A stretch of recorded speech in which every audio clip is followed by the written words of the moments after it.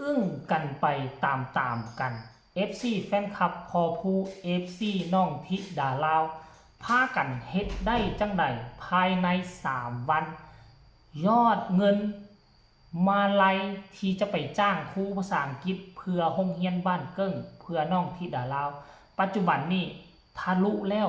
20,000 กว่าคะแนนสบายดี FC แฟนคลับทุกทานมาพบมาพ่อกันเศร้านี่ก็โอ้ยอ่อนเพลียเปี้ยลอยทานผู้ชมด้วยความว่ามื้อวานนี่ฝนตกเมิดเศร้ามาฮอดตอนประมาณ 2-3 โมงแล้วมันก็หยุดไปเฮาก็หวังว่ากบเขียดมันจะออกแล่นไปได้กบมาตัวเดียวแล้วก็มื้อคืนนี่มานอน2 โมงฝนตกถล่มอย่างหนักเฮาก็แล่นไปอีกรอบนึงแล่นไปได้กบมาอีกตัวนึงกับเขียดตัวนึงตอนหัวแรงก็ได้กบตัวนึงเขียดตัวนึงสรุปแล้วได้4ตัวกบ2อันน่ะเขียด2ไปหอบดึกคิดว่ามันจะคุ้นฝนตกหนักมุดหัวลงน้ำจนได้เอาหน้าหันไปยิงเอาท่านผู้ชมกลัวสิได้มาสรุปรวมแล้วก็ได้กบ2เขียด2ก็พอได้ปิ้งอยู่มื้อแรงนี่เนาะท่านผู้ชมเอามาเข้าสู่หัวข้อหลักของพวกเฮาภารกิจของพ่อแม่ FC แฟนคลับFC แฟนคลับภารกิจก็ยังบ่ทันจบง่ายๆเด้อโดยเฉพาะ FC ที่ดารา FC ของพ่อผู้ศรีวิไลก่อนหน้านี้3วันตอนพ่อผู้กำลังเดินทางจากญี่ปุ่นมาก็บอกแล้วว่ามีภารกิจอย่างหนักหน่วงอยากให้โรงเรียนบ้านเกิ้งมีครูภาษาอังกฤษมาสอนพอผู้เฮ็ดแบบนั้นก็บ่แม่นว่าเพื่อน้องที่ดาราคนเดียวบ่แม่นว่าลูกหลานตัวเองไปเรียนแล้วจึงพากันเฮ็ดมันบ่แม่นแนวนั้นเพิ่นบอกว่าเพิ่นเฮ็ดเพื่อชุมชนเพื่อเด็กน้อยที่ไปเรียนอยู่ที่โรงเรียนบ้านเกิ้งมัดสุผู้สุคนเนาะเพราะว่าหยังเพราะว่าครูภาษาอังกฤษเพิ่นเกษียณไปแล้วเพิ่นจะต้องได้ออกพักการวิธีทางเดียวอยากให้เพิ่นมาสอนต้องได้จ้างเพิ่นพิเศษบัดนี้เทอมนึงรวมแล้ว 26,000 คะแนนปัจจุบันนี้เป็นมื้อที่3จะก้าวเข้ามื้อที่4เนาะทีมงาน FC ของบ้านศรีวิไลก็บ่น้อยหน้าเงินมาลัยสมทบทุนจ้างครูภาษาอังกฤษไปสอนอยู่ที่โรงเรียนน้องธิดาลาวอัปเดตล่าสุดคือเมื่อวานนี้เมื่อ11 ชั่วโมงที่ผ่านมามีคนเข้าร่วมโครงการนี้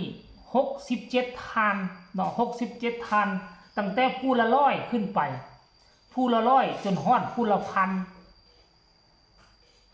ยอดรวมล่าสุด 21,480 คะแนน21,408 คะแนนเป้าเฮาคือ 26,000 คะแนนปัจจุบันนี้ยังขาดอยู่ประมาณเท่าใด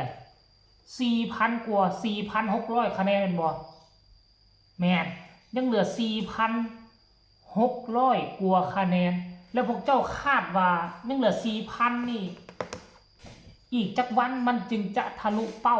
เพราะตอนพอผู้ออกมาโพสต์ล่าสุด11 ชั่วโมง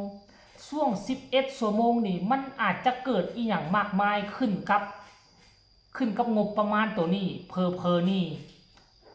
อาจจะได้มาแล้วประมาณ 1,000-2,000 คะแนนนี่ท่านผู้ชมค่อยก็คิดว่าอีกบ่เกินอีก2มื้อบ่เกินอีก2มื้อยอดก็คงจะทะลวงฮอดเป้าหมายแน่นอนเนาะเห็นบ่ทุกคนความร่วมไม้ร่วมมือถึงแม้นว่าบ้านฮักเป็นบ้านฮักหลังน้อยๆแต่เรื่องจิตเรื่องใจนี่บ่ให้ไผเว้าบ่ให้ไผทอเรื่องจิตใจใหญ่ซ้ำสร้างเรื่องการเฮ็ดเพื่อส่วนรวมนี่นะบ่ให้มีไผทอทีมงานบ้านศรีวิไลค่อยมาสังเกตเบิ่งหลายครั้งหลายคราวไปแล้วมาสังเกตเบิ่งหลายครั้งหลายคราวทีมงานบ้านศรีวิไลบ่ให้ไผทอเฮ็ดเพื่อส่วนรวมแล้วพากันควักออกมาโลดมีน้อยให้น้อยมีหลายให้หลายเฮามาสังเกตเบิ่งนี่เห็นบ่ผู้มีผู้มี100ก็ให้100ต่ำสุดคือ100ตามที่เบิ่งเรทนี่เห็นบ่ต่ำสุดคือ100สูงสุดคือ 1,000 คะแนนท่านผู้ชมอันนี้เฮ็ดให้เฮาฮู้ว่าการร่วมไม้ร่วมมือของ FC แฟนคลับบ้านศรีวิไลโดยเฉพาะ FC พ่อผู้แล้วก็ FC น้องธิดาลาวนี่นะบ่ให้น้อยหน้าบ้านหลังอื่นเขา บ้านหลังอื่นเขาก็เห็นอยู่โอ้ศิลปินใจดีว่าซั่นได้ไปช่วยเฮือนหลังนั้นช่วยคนจนคนนี้ปุกย่าวแต่งเฮือนเฮาก็เห็นมาแล้วได้เฮาก็เห็นมาแล้วได้แต่รูปแบบการระดมมาลัยไปช่วยโรงเรียนนี่ก็ยังบ่ทันเห็นเทื่อเนาะอันนี้คือหมายถึงน้ำจิตน้ำใจของพ่อผู้ศรีวิไลเป็นผู้สร้างเป็นผู้ก่อแล้วก็น้องธิดาลาวแล้วก็ทีมงานบ้านศรีวิไลหมดสุคนแล้วคันอนาคตต่อไปคันกรณีว่าบ้านศรีวิไลมีอยู่มีกินเหลือใช้เหลือจ่ายการงานราบรื่นมีงานลังเข้ามาเทเข้ามาน้องธิดาลาวกับมือนึงมีงาน 2-3 งานจังซี่มีเงินค้ำกำแก้วพวกเจ้าคิดเบิ่งว่าน้องธิดาลาวจะบ่ซวยบ่มีพ่อผู้เป็นแบบอย่างมีพ่อผู้เป็นโตปูทางคนอายุซ้ำนี่เขาจะจดจะจำจะจื้อไว้พอแม่ FC พาเฮ็ดแนวใดพอผู้แม่เพิ่งพาเฮ็ดแนวใดเนาะเป็นช่วงที่สอนได้ดีที่สุดถูกต้องแล้วพวกเจ้าคิดว่าอีกประมาณคันท่าน้องฮอด15 ปีคันท่าน้องได้กลายเป็นศิลปินที่มีชื่อเสียงแล้วมีการมีงานเข้ามาตลอดเดือนนึงมีจัก15 งานแบบซี่นะแบบเป็นงานจ้างถูกต้องตามกฎหมายแล้วพวกเจ้าคิดเบิ่งน่ะน้องจะยิงบ่ช่วยเหลือสังคมหลายกว่านี้บ่พวกเจ้าคิดเอาค่อยคิดว่าพวกเจ้าสนับสนุนบ่ผิดคนพวกเจ้าสนับสนุนถูกต้องแล้วที่พวกเจ้าตัดสินใจมาเป็น FC บ้านศรีวิไลพวกเจ้าเฮ็ดถูกต้องที่สุดแล้วบ้านหลังนี้ขนาดเขายังมีบ่พอเขายังมีจิตใจที่เอื้อเฟื้อเพื่อแผ่ช่วยเหลือสังคมเงินซ้ำนี่พวกเจ้าว่ามันน้อยบ่มันหลายได้ตีเป็นเงินกีบนี่พวกเจ้าเท่าใดล่ะ15-16 ล้านกว่าคะแนนละได้มันบ่แม่นน้อยๆเพราะฉะนั้นแล้วการที่พอผู้ตัดสินใจเฮ็ดแบบนี้ก็ถือว่าเป็นเรื่องราวดีๆเป็นเรื่องราวที่น่าชมเชยที่น่านับถือเนาะสมควรแก่จะเอามาเฮ็ดคลิปเฮ็ดข่าวพักดันเฮ้ยคันอยู่ทั้งฝั่งลาวนี่เฮ็ดแบบนี้เขาก็ได้ใบย่องย่อใบชมเชยบ่ได้ใบย่องย่อเนาะใบสมนาคุณนะเวลาที่เจ้าเฮ็ดสร้างความดีทั้งชุมชน